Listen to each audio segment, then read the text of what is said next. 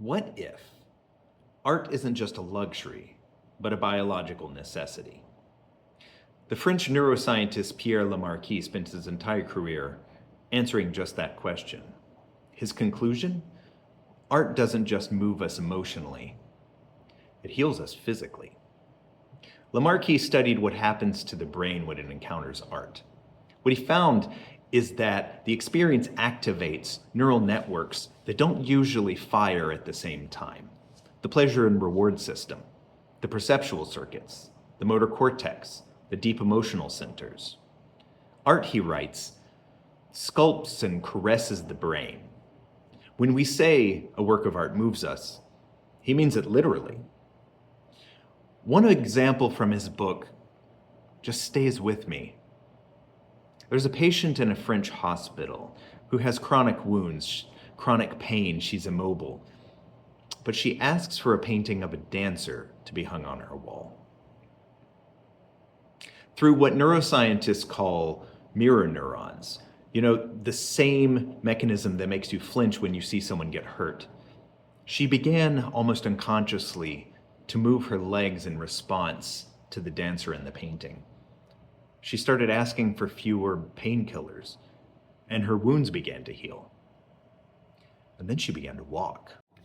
It wasn't quite a miracle, but a painting did that. Lemarquis traces this understanding back to Aristotle, who describes catharsis, the way that great art allows us to feel something that we cannot otherwise safely feel.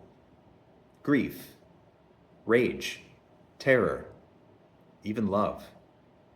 It shows us that we are not alone in the dark, but that we are together in the presence of something larger than our individual suffering.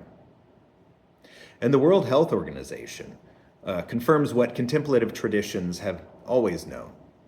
A 2019 report compiling over 3,000 studies concluded that art has measurable healing properties for both physical and mental health.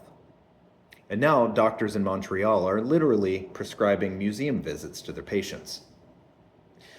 Lemarquis puts it simply, you don't treat an illness, you treat a person. You need medicine that's purely scientific to treat the illness, but you need medicine that's a little artistic to treat the person, to treat their humanity. People need to dream, they need to imagine. Buddhist philosophy arrived at the same place from a different direction. It asserts that in life, we cannot avoid pain, but we can avoid suffering. It's a matter of what we focus on. And art helps to remind us that we are not alone in that. It may be the oldest medicine that there is. Now, I've spent more than 20 years in the studio testing this proposition. And the work I find most gratifying is, the work that I make when someone comes back and tells me that it made them feel seen, that it made them feel less alone, made them feel understood.